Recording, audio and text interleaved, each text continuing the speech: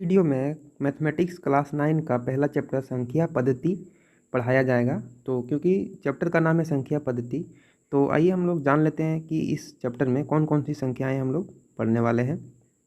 तो बेसिकली ये आज का जो क्लास होगा वो थियोरेटिकल क्लास होगा। थ्योरी वाला पोर्शन को हम लोग इसमें कवर करेंगे और इसके बाद जो नेक्स्ट वीडियो आएगा उसमें हम लोग एक्सरसाइज के क्वेश्चंस को सॉल्व करेंगे। तो आइए हम लोग स्टार्ट करते हैं।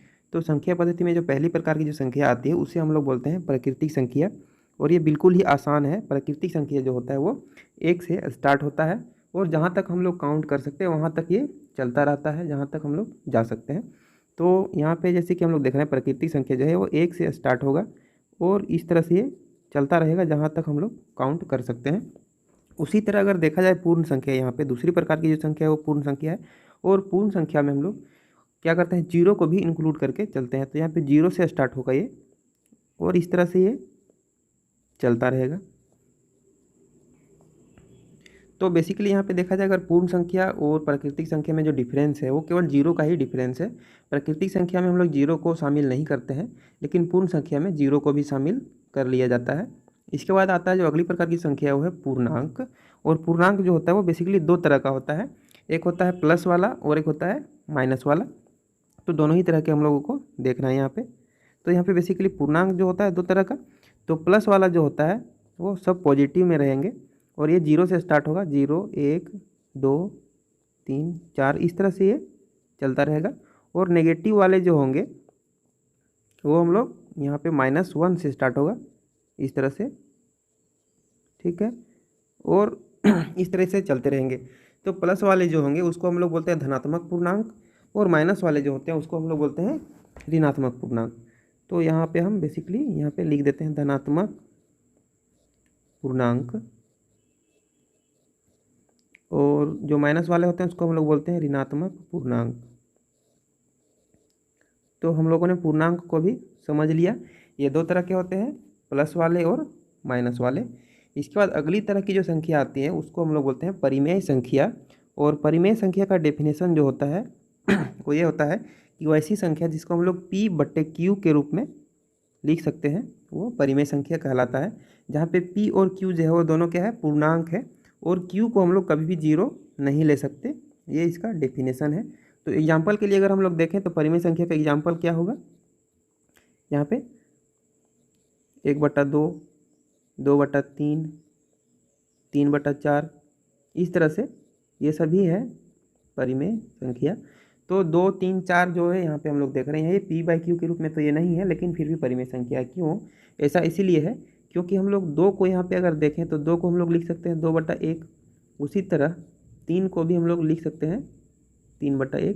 कहने का मतलब है कि किसी भी संख्या के बट्टे में एक हम लोग नीचे लिख सकते हैं, उससे कोई भी दिक्कत नहीं होता है, उसमें कोई भी परिवर्तन नहीं होता है। तो ये हम लोग परिमेय संख्या को भी समझ लिए। अब हम लोग अपरिमेय संख्या को समझते हैं। तो अपरिमेय संख्या परिमेय संख्या के जस्ट उल्टा होता है, और इसमें हम लोग वैसी संख्या को लेते हैं जो P/Q के रूप में हम लोग नहीं व्यक्त कर सकते हैं या फिर P/Q के रूप में नहीं लिख सकते हैं। तो इसका एग्जाम्पल अगर हम लोग देखें तो इसका एग्जाम्पल हो जाता है रूट के अंदर जितनी भी वैसी संख्याएं जो पूर्ण वर्ग नहीं है और उस रूट के अंदर है, तो वैसी संख्या जो होता है अपरिमेय संख्या होता है। एग्जाम्पल के लिए √2 हो गया, √3 हो गया, √4 जो है ये परिमेय संख्या हो जाएगा, क्योंकि रूट के अंदर 4 को हम लोग 2 × 2 लिख सकते हैं और ये रूट से बाहर आके 2 बन जाता है जो कि परिमेय संख्या है। तो ये तो परिमेय हो गया, लेकिन यहाँ पे √5 अगर देखें तो ये क्या हो गया, अपरिमेय हो गया, है ना। तो इस तरह से हम लोग देख रहे हैं अपरिमेय संख्या को P/Q के रूप में नहीं लिख सकते। ऐसा इसीलिए है क्योंकि इसका दशमलव प्रसार जो है वो, जब हम लोग दशमलव प्रसार के बारे में जानेंगे आगे तो तब अच्छी से समझ में आएगी कि परिमेय संख्या और अपरिमेय संख्या में बेसिकली क्या डिफरेंस होता है। अभी के लिए हम लोग इतना ही समझते हैं कि अपरिमेय संख्या को P/Q के रूप में नहीं व्यक्त कर सकते हैं। इसको हम लोग आगे अच्छे से और समझेंगे कि क्यों व्यक्त नहीं किया जा सकता है। अब हम लोग अगली प्रकार की जो संख्या है उसे हम लोग समझ लेते हैं। अगली प्रकार की संख्या जो है वास्तविक संख्या है। और वास्तविक संख्या क्या होता है, वैसी संख्या जिसको हम लोग संख्या रेखा पर व्यक्त कर सकते हैं उसे हम लोग बोलते हैं वास्तविक संख्या। तो यहाँ पे संख्या रेखा को सबसे पहले समझना जरूरी है। तो संख्या रेखा बेसिकली एक लाइन होता है और इस लाइन पे बीच में कहीं पे जीरो होता है और जीरो के राइट साइड प्लस में होता है 1 2 3 4 और जीरो के लेफ्ट साइड जो होता है माइनस वाले संख्याएं रहती हैं लिखी हुई। तो इस तरह से संख्या रेखा होता है। दोनों ही साइड हम लोग जहाँ चाहें उतना तक आगे जा सकते हैं, कोई प्रॉब्लम नहीं है। तो यहाँ पे हम लोग देख सकते हैं कि यहाँ पे इस तरह संख्या रेखा हो गया और संख्या रेखा पर हम लोग जो होता है परिमेय संख्या को भी लिख सकते हैं, जैसे कि बीच में यहाँ पे 1/2 होगा और 1 के बाद यहाँ पे 3/2 हो सकता है और 2 के बाद यहाँ पे 5/2 भी हो सकता है। तो इस तरह से ये संख्या रेखा हो गया। और वास्तविक संख्या वैसी संख्या है जिसे हम लोग संख्या रेखा पर व्यक्त कर सकते हैं। तो इसका मतलब ये हुआ कि यहाँ पे हम लोग देख रहे हैं कि 1 2 3 4 5 ये सभी तो प्राकृतिक संख्या है। इसका मतलब ये हुआ कि प्राकृतिक संख्या जो है वो वास्तविक संख्या के अंदर ही आ जाएगा। इसके बाद अगर हम लोग देखें पूर्ण संख्या, तो पूर्ण संख्या 0 से लेके स्टार्ट हो रहा है और यहाँ हम लोग देख रहे हैं 0 से 1 2 3 इस तरह से यहाँ पे 0 से भी स्टार्ट हो रहा है। तो इसका मतलब ये हुआ कि पूर्ण संख्या भी है जो है वास्तविक संख्या के अंदर ही आ जाएगा। इसके बाद अगर हम लोग देखें तीसरा टाइप का जो पूर्णांक है वो प्लस वाले भी इसमें संख्या रेखा पर दिखाया गया है और माइनस वाले को भी संख्या रेखा पर दिखाया गया है। इसका मतलब ये हुआ कि पूर्णांक भी वास्तविक संख्या के अंदर ही आ जाएगा। अब आगे देखते हैं परिमेय संख्या। परिमेय संख्या जो p/q के रूप में व्यक्त करते हैं वहाँ यहाँ भी हम लोग देख सकते हैं कि 1/2 3/2 5/2 और जितना भी तरह का आप परिमेय संख्या हम लोग ले सकते हैं सभी को हम लोग नंबर लाइन पे लिख सकते हैं, कोई दिक्कत नहीं है। तो इसका मतलब ये हो कि परिमेय संख्या भी रियल नंबर के मतलब ये जो है वास्तविक संख्या के अंदर ही आ जाएगा। ठीक है, अब हम लोग देखते हैं क्या अपरिमेय संख्या आ सकता है नंबर लाइन के अंदर। हाँ, अपरिमेय संख्या भी हम लोग नंबर लाइन यानी कि संख्या रेखा पर लिख सकते हैं और इसको हम लोग आगे नेक्स्ट पेज में समझेंगे। ठीक है, तो इसका मतलब ये हुआ कि अभी मतलब 1 से 5 तक के नंबर जो भी हम लोग पढ़े हैं वो सभी संख्याएं वास्तविक संख्या के ही अंदर आ जाएंगे। ठीक है, तो यहाँ तक हम लोग समझ लिए हैं। अब आगे हम लोग समझेंगे नेक्स्ट पेज में। हम लोग यहाँ पे समझेंगे कि एक अपरिमेय संख्या को संख्या रेखा पर किस तरह से दिखाया जा सकता है। एग्जाम्पल के लिए हम लोग √2 को लेंगे क्योंकि √2 क्या है, एक अपरिमेय संख्या है और इसको हम लोग संख्या रेखा पर दिखाएंगे। तो हम लोग एक संख्या रेखा यहाँ पे पहले ड्रॉ कर लेते हैं। तो ये हम लोग का संख्या रेखा, बीच में कहीं पे 0 होगा और 0 के बाद हम लोग कितना भी एक इकाई का एक लंबाई को ले लेते हैं। मान लीजिए यहाँ 1 इकाई है और इधर -1 माइनस में होगा। तो यहाँ हम लोग कुछ नाम देते हैं, पॉइंट को ए नाम दे देते हैं और इधर हम लोग एक जो है समकोण में एक लाइन खींचेंगे और OA का जितना लंबाई है उतना ही लंबाई का हम लोग यहाँ पे एक लाइन लेंगे B पॉइंट और इस तरह से हम लोग OB को हम लोग मिला देंगे। ठीक है, तो यहाँ पे है O। ठीक है, तो OAB एक समकोण त्रिभुज हम लोग का बन जाता है। यहाँ हम लोग लिख लेंगे कि OA जो है वो क्या है, 1 इकाई है, 1 इकाई और AB की लंबाई है जो वो भी 1 इकाई ही लिया गया है। इस तरह से हो गया। अब हम लोग को दिखाना है OB जो है समकोण त्रिभुज, यहाँ पे हम लोग लिख लेते हैं समकोण त्रिभुज OAB में क्या हो सकता है, यहाँ पे OB का स्क्वायर बराबर OA का स्क्वायर प्लस AB का स्क्वायर। यहाँ पे OA बराबर 1 इकाई है तो इसका स्क्वायर हो जाएगा और AB का भी वैल्यू 1 इकाई है तो इसका भी स्क्वायर हो जाएगा। इसके बाद यहाँ पे हम लोग देख रहे हैं इसका वैल्यू 1 हो गया और यहाँ भी इसका वैल्यू 1 हो गया। इसका मतलब यहाँ पे हम लोग देख रहे हैं OB स्क्वायर बराबर क्या आ रहा है यहाँ पे 2, तो OB बराबर आ गया हम लोग का यहाँ पे √2। इसका मतलब OB का जो लंबाई है वो कितना है, यहाँ पे √2 है। अब इस √2 को संख्या रेखा पर दिखाना है तो हम लोग कैसे दिखाएंगे। इसको दिखाने के लिए हम लोग ज्योमेट्री बॉक्स में जो प्रकार होता है प्रकाल, उसकी सहायता से हम लोग दिखाएंगे। प्रकाल में पेंसिल जो लगता है उस पेंसिल को रखेंगे B पॉइंट पे और यहाँ पे O को केंद्र मानकर हम लोग एक वृत्त खींचेंगे जो संख्या रेखा को एक पॉइंट पर कहीं पे कट करेगी। तो इस तरह से हम लोग यहाँ पे अगर OB को त्रिज्या मानकर एक वृत्त खींचे तो ये संख्या रेखा को कहीं पे एक बिंदु पे कट करेगी और उसी बिंदु को यहाँ पे हम लोग √2 जो है उसी बिंदु के द्वारा निरूपित हो जाएगा। तो ये जो होगा बेसिकली ये √2 को शो कर रहा है। इस तरह से हो जाएगा, ठीक है। तो संख्या रेखा पर हम लोग एक अपरिमेय संख्या √2 को भी शो कर दिए, इस तरह से हो जाएगा। तो यहाँ तक हम लोगों ने समझ लिया और अब आगे हम लोग समझेंगे कुछ नया कॉन्सेप्ट नेक्स्ट पेज में।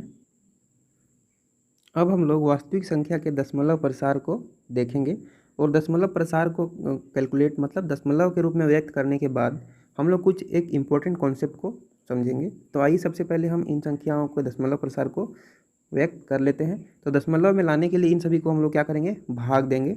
तो यहाँ पे हम लोग देख रहे हैं 7/8 लिखा हुआ है, इसको हम लोग क्या करेंगे, 7 को 8 से भाग देंगे। दूसरे नंबर पे लिखा हुआ है 1/3, तो इसमें हम लोग क्या करेंगे, 3 से 1 को भाग देंगे। और यहाँ पे तीसरा नंबर का जो है वो √2 है। √2 को हम लोग जब दशमलव के रूप में व्यक्त करेंगे, दशमलव रूप में लाएंगे, तो यहाँ पे क्या होगा, रूट को हटाएंगे। रूट को हटाने का मतलब हुआ कि √2 को दशमलव के रूप में लाना या फिर √2 का वर्गमूल निकालना, है ना। तो इस तरह से होगा। तो ये दो तो भाग के द्वारा हम लोग भागफल निकाल लेंगे। और तीसरा नंबर जो है इसमें हम लोग लॉन्ग डिवीजन मेथड से जो है √2 का वर्गमूल निकालेंगे, है ना। तो चलिए स्टार्ट करते हैं। तो यहाँ पे हम लोग सबसे पहले क्या करेंगे, 8 से 7 को भाग देंगे। तो क्योंकि 7 जो है 8 से छोटा है इसलिए भाग नहीं जाएगा, इसीलिए हम लोग क्या करेंगे, पॉइंट लेंगे। और पॉइंट लेने के बाद हम लोग यहाँ पे एक जीरो लगा सकते हैं। तो यहाँ पे हो जाएगा 8 8 64। तो इस तरह से 64 हो गया। और यहाँ पे हम लोग 70 में 64 घटाएंगे तो 6 आएगा। और 6 जब यहाँ पे आएगा तो हम लोग पॉइंट ऑलरेडी लगा चुके हैं, तो यहाँ पे एक जीरो लिख सकते हैं। तो ये 60 बन जाता है। तो इस तरह से 8 7 56 हो जाएगा। और यहाँ पे हम लोग फिर से घटाएंगे तो यहाँ पे 4 आ जाएगा। और पॉइंट हम लोग पहले ही लगा चुके हैं, तो यहाँ पे एक जीरो लगा सकते हैं। इस तरह से यहाँ पे 8 5 40 हो जाएगा। और यहाँ पे शेषफल 0 आ जाता है। दूसरा हम लोग देखें यहाँ पे, तो यहाँ पे 1/3 है, इसको हम लोग 3 से भाग देंगे 1 को, क्योंकि यहाँ 1 जो है 3 से छोटा है तो भाग नहीं जाएगा, इसीलिए हम लोग क्या करेंगे, पॉइंट लगाएंगे। तो पॉइंट लगा दिए। अब हम लोग यहाँ पे एक जीरो लिख सकते हैं। अब 3 जो है 10 से छोटा है तो हम लोग आराम से भाग दे सकते हैं। तो यहाँ पे 3 तिया 9 हो जाएगा। और हम लोग इसको माइनस करेंगे तो यहाँ पे 1 आएगा, है ना। तो क्योंकि हम लोग पॉइंट ऑलरेडी लगा चुके हैं तो फिर से हम लोग यहाँ पे एक जीरो लिख सकते हैं। तो यहाँ 10 बन गया। और इसको हम लोग फिर से 3 से अगर भाग लगाएंगे तो ये 3 बार में 9 इस तरह से जाएगा। फिर से हम लोग घटाव करेंगे तो यहाँ पे 1 आएगा। इस तरह से बार बार ये 1 जो है शेष आता रहेगा और ये भाग हमेशा चलता रहेगा। और बार बार यहाँ पे 3 आता रहेगा, और मतलब ये भागफल में 3 इसका जो है रिपीट होता रहेगा। तो ये यहाँ पे इसका विशेष ध्यान देने वाला बात है। और √2 में अगर हम लोग देखें तो √2 को हम लोग लॉन्ग डिवीज़न मेथड यूज करेंगे इसको रूट हटाने के लिए। तो लॉन्ग डिवीज़न मेथड में क्या करते हैं, तो लॉन्ग डिवीज़न मेथड में हम लोग जैसे यहाँ पे 2 लिखा हुआ है, इसको रूट को हटाना है। तो रूट हटाने के लिए हम लोग क्या कर रहे हैं, यहाँ पे देखिए 2 से छोटा कोई भी एक संख्या लेंगे तो 2 से छोटा 1 हो सकता है। तो यहाँ हम लोग 1 लिए। अब 1 को इस तरह से मतलब लगाना है कि 2 से, जैसे कि यहाँ पे 1 है तो 1 एकम 1 इस तरह से हो जाएगा। अब यहाँ पे क्या करना है, 2 में से 1 को घटाना है तो यहाँ पे 1 आ जाएगा। और यहाँ पे दोनों को जोड़ देना है तो यहाँ पे 2 हो जाएगा, ठीक है।